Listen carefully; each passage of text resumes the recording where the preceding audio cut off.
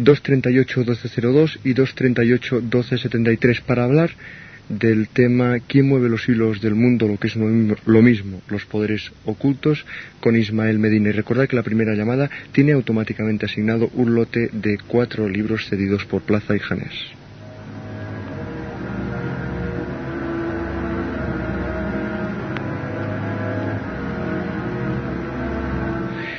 Y esperando las llamadas, Ismael, yo me he apuntado aquí, mientras estábamos escuchando el informe, unas cuantas preguntas que me hacen pensar y al mismo tiempo me preocupan.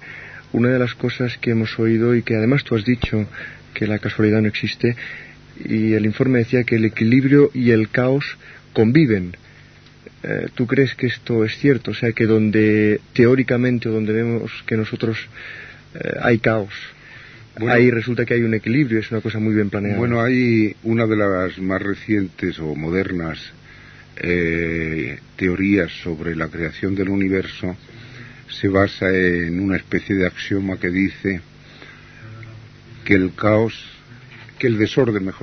desorden es manantial de nuevo orden. Efectivamente, muchas veces para que haga crisis una situación se tiene que producir el caos, y el caos es el principio de creación de un nuevo orden sobre las cenizas de la situación anterior. Lo malo es que el caos provenga de sectores concéntricos del Tribunal de los 13, ¿no? Bueno, precisamente una de las vías de salvación que existen es que precisamente la entropía creada por esas fuerzas llegue a una situación de caos que las aniquile, o sea, que se autoaniquilen ellas mismas precisamente por la entropía creada. Ha sido en definitiva también el final de todos los imperios y de todas las civilizaciones.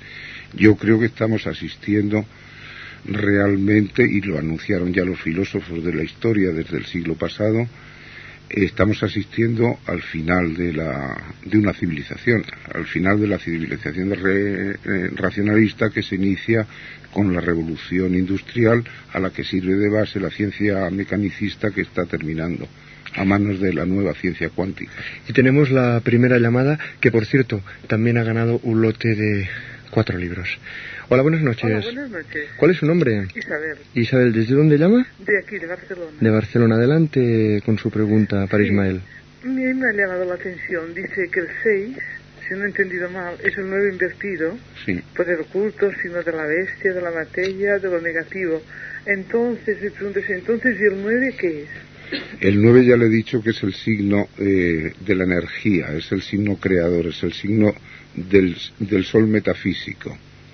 ¿Sí? Es el signo del espíritu creador. O sea, todo lo contrario. Todo lo contrario, sí. Por eso el 6 es un 9 invertido. Es lo mismo, le voy a poner otro ejemplo. Si usted tiene un papel, lo dibuja. Sí. Usted dibuje la estrella de David. Sí. Son 2 triángulos. Sí. Uno hacia arriba y otro hacia abajo. Sí. La simbología, por simplificar, es más compleja, pero en fin. El vértice superior del triángulo es el bien. Sí. El vértice inferior de la estrella, del triángulo boca abajo, es el mal. Sí. Las bases de los triángulos son las barreras que se interponen entre el bien y el mal. Sí. Coja usted ahora, pinte un compás y una plomada. Le sale la misma estrella pero sin las bases. Sí. Es decir, la confusión entre el bien y el mal. Sí. Esa es una de las claves del poder actual. O sea, que el 9, concretando, es el signo de energía, creador, sí. Del sol metafísico. Es decir, de la energía metafísica, del sol engendrador. De la energía creadora, digamos así. De la energía del espíritu, en definitiva. Isabel, tenemos más llamadas. Gracias y buenas noches. Por favor, ¿dónde tengo que pasar a recoger los libros? ¿El jueves por la tarde o viernes por la tarde? Aquí, por la emisora. ¿En la emisora es diagonal? Sí, diagonal 460, tercero segunda. ¿A qué hora? Pues a la hora que a usted le venga bien. Sí, ¿De acuerdo? Muchas gracias. Gracias por su pregunta. Y tenemos otra llamada. Hola, buenas noches. ¿Buenas noches? Hola, buenas noches. Hola, buenas noches. ¿Cuál es su nombre? Antonio. Antonio, ¿desde dónde llama? Desde Granollers. ¿Desde? Granollers. Granollers. Adelante con su pregunta para Ismael. Bueno, yo es que lamento que me he incorporado tarde al programa y estaba oyendo últimamente las explicaciones que daba este señor Ismael, ¿no? Sí.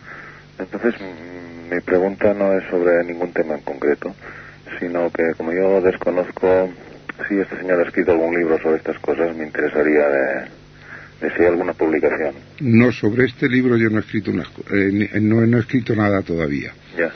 Porque, como he dicho al principio, que no ha oído usted, yo soy un periodista y por lo tanto especialista en asuntos generales. Yo no soy un especialista en estos temas.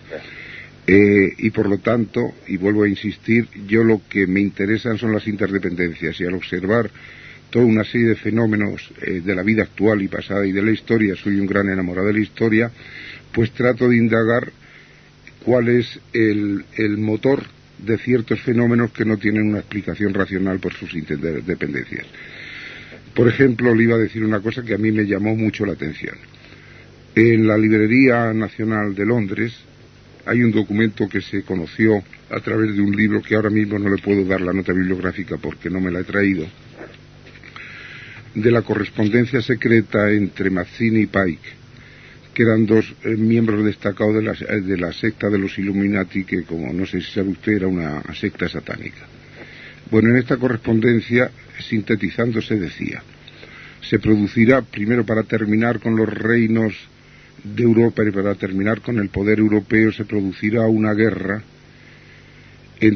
contra los poderes centrales europeos, para que terminará con el Imperio Austrohúngaro, de la cual emergerán una revolución comunista en Rusia y una revolución nacionalista en Alemania, que engendrarán los factores para su enfrentamiento para una nueva guerra mundial, que terminará definitivamente con el poder europeo, y de la cual una de las consecuencias será la creación del Estado de Israel, que será el factor de inestabilidad del Oriente Medio y de una lucha permanente entre el Estado de Israel y los Estados árabes, que obligará a alinearse a una otra parte a todos los Estados mundiales y producirá la Tercera Guerra Mundial, cuya gran mortandad y catástrofes, etcétera, hará posible que triunfe definitivamente nuestro poder y se instale definitivamente el reino de Satanás, de Lucifer, mejor dicho, decía. Bueno, independientemente de este final, que nos entraría en muchos factores, lo que yo me pregunto es si esta correspondencia, escrita en 1876, era entre dos hombres con unos conocimientos, con una capacidad de premonición grande y de ver el futuro, o en dos hombres que pertenecían a un poder oculto con la suficiente fuerza para planificar a distancia en esa dimensión. Ellos tenían la seguridad de que podían manejar los hilos más adelante. Por ejemplo, podría ser otra explicación. Antonio, muchas gracias por tu pregunta. Una cosa. Sí. Quería hacer... Brevemente, muy brevemente. Sí, muy brevemente. En primer lugar, que aunque no haya escrito nada este señor, parece muy bien documentado, quizás sería interesante que toda esta información que tiene se publicara. Y por otra parte, eso que he apuntado al principio, de que esa tendencia a hablar sobre los judíos como una gente que están detrás de todo esto, no los judíos, no los judíos, sino los sionistas, como ha aclarado muy bien. Sí.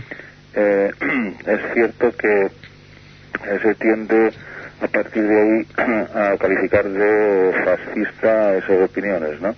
Sí, se tiende, y muchas veces se olvida una cosa, por ejemplo, y que está muy dentro de la mecánica que describían Mazzini y Pike. Quien financia la revolución rusa es la banca judía alemana y la banca judía norteamericana. Quien financia el Tercer Reich y la subida de Hitler al poder es la misma banca judía alemana y la misma banca judía norteamericana. Antonio, no hay más tiempo, pero te aconsejamos que continúes escuchando el programa, porque Olga nos va a comentar 3 libros que creo que al menos te pueden introducir en algo de lo que estamos hablando hoy, ¿de acuerdo? Muy bien, gracias. Vale, a ti. Y vamos a pasar otra llamada. Hola, buenas noches. Hola, buenas noches. ¿Cuál es tu nombre? Lourdes. Lourdes, ¿desde dónde llamas? Desde Barcelona mismo. Desde Barcelona. Adelante con tu pregunta para Ismael. Sí, mira, yo quería saber si acabados los acuerdos de Yalta, iniciados más tarde los de Malta, ¿qué relación tienen ambos con los protocolos de los sabios de Sion?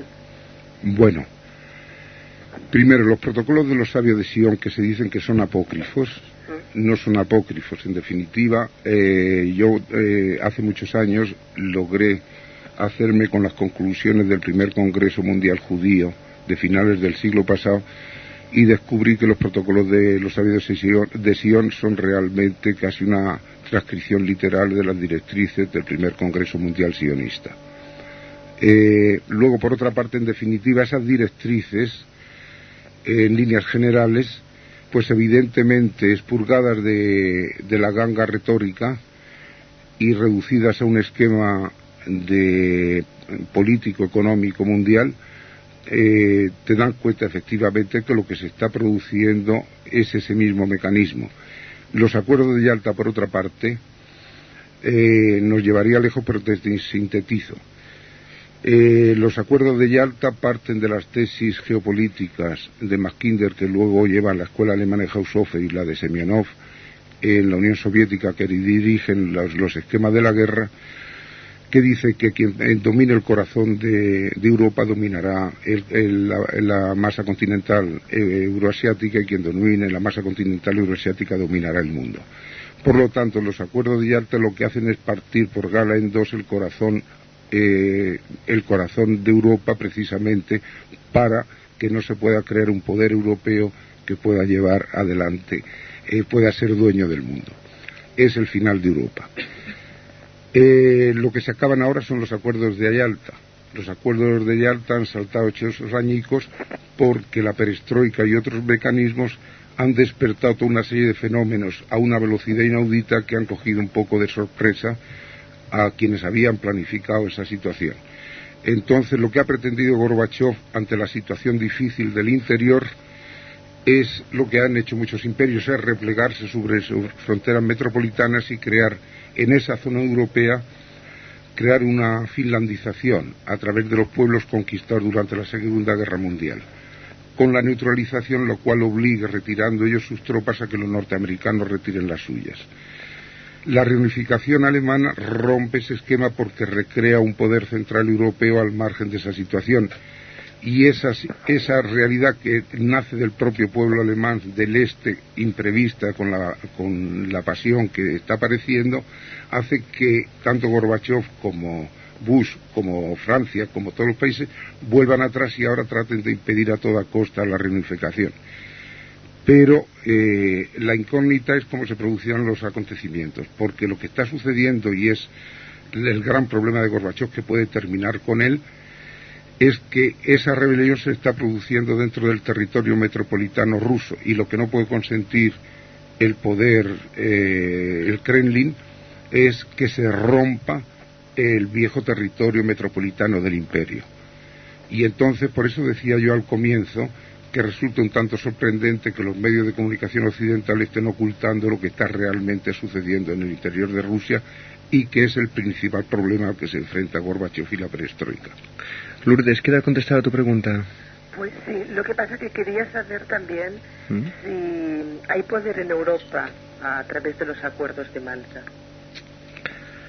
Los acuerdos de Malta son acuerdos al margen de Europa. Son los acuerdos entre los dos imperios, el imperio ruso y el imperio anglosajón. Y yo hablo siempre del imperio anglosajón porque Inglaterra y los Estados Unidos son una misma cosa. Por eso, precisamente, lo que se atribuye a la señora Thatcher de oponerse a Europa no es una cuestión personal de la señora Thatcher y de los conservadores británicos, es una necesidad del poder anglosajón. Entonces, en Malta los dos imperios se han puesto de acuerdo para, en esta situación de inestabilidad, hacer un nuevo reparto de papeles en el mundo para tratar de llegar a la convergencia de que hablaba Gorbachov y de paliar o aplastar todos estos fenómenos imprevistos que han surgido precisamente por la dinámica de la historia y de los propios factores de la perestroika. Sí, perdón, y esto sería un poco la continuación de los protocolos de los sabios.